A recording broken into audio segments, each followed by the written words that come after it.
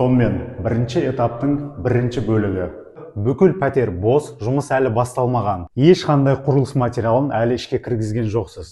Ешқандай мастер жұмысты бастамас бұрын ең басты мәселе мына бір кіреберіс есікті пленка және скотчпен қорғап алу керек.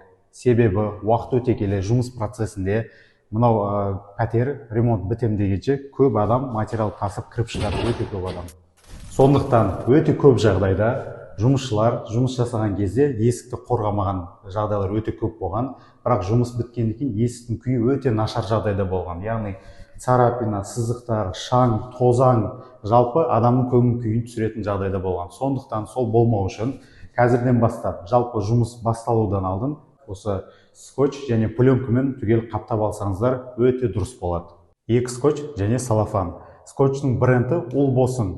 Улбосын дейтін скотчтардың клей өте мықты келеді. Егер түсі ақ скотч алатын болсаңыздар, көбінесе олардың клей өте аз. Мынау жапсырғаннан кейін бір аптадан кейін клей түсе бастайды, яғни скотч түсе бастайды. Одан кейін мінекей салафан. Жалпы бағасы 3170 теңгеге айналды. Яғни әр скотч 1000 теңгеден 2000 теңге, және жалпы салафан бұл жерде 6 квадрат 1170 теңге болды.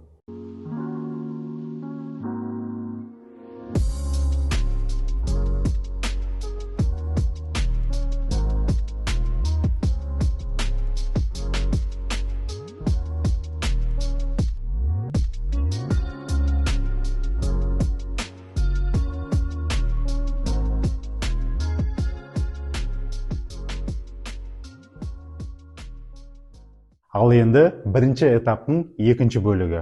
Ол демонтаж және монтаж жұмыстары. Бұл жерде демонтаж жұмыстары болмайды, себебі бәрі проект бойынша дайын тұр.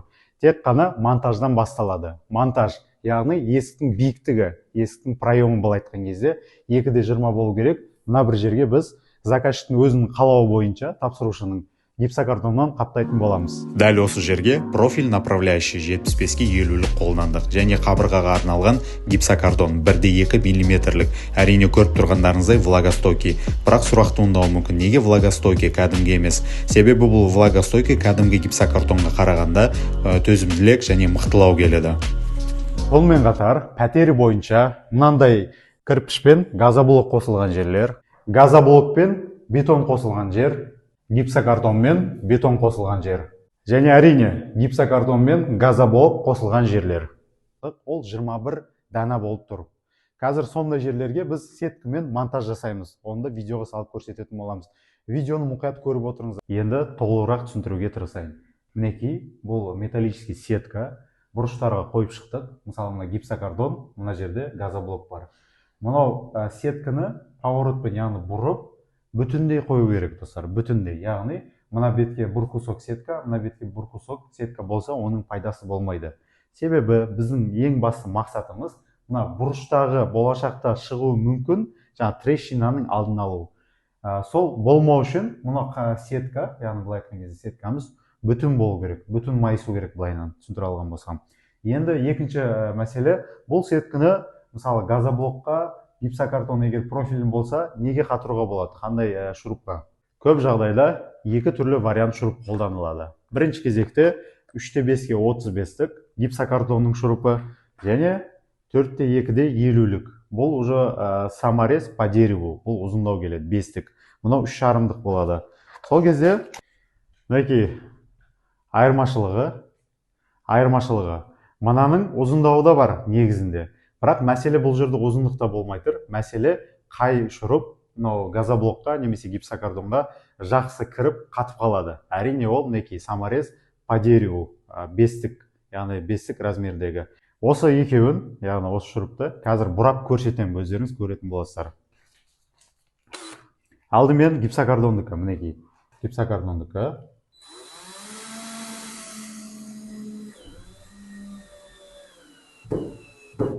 Байқасаңыздар, бұл шуруп орнында бұралып тұра береді. Яғни қатпайды, тартпайды өзіне. Енді мінекей саморез по дереву 5-тік.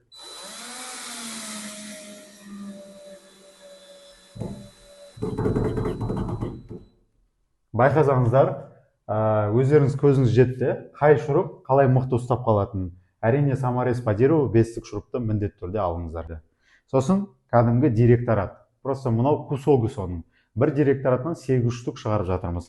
Осы директоратқа міне былайынан кіргізесіздер. Мінекей. Көрініп тұрған болса.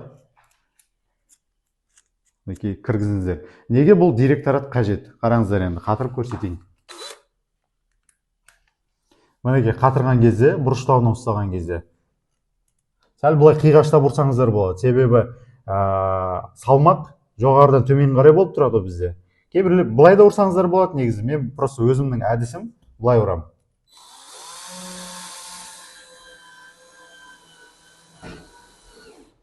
Мінекей, байқасаңыздар, мынау директораттың функциясы сетканы былай шуруптан бері қарай шығарып жібермеу, ұстап қалады сетканы. Солай осымен қатады. Тура осылай істеп шықсаңыздар болады. Ең маңызды айтатын жайт, достар, егер бүкіл квартираға осындай сетка қағуға жағдай болмай жатса, финансовый түрде немесе мынандай сетка жалпы таппасаңыздар, ең болмағанда осындай бұрыштарға міндетті түрде жасап шығыңыздар. Ал келесі видео курсымыз электрика және сантехникаға қатысты болады. Көптеген нюанстарды айта кетем. Достар, видео ұнаған болса максималды лайк қойып, от жіберіп қойыңыздар.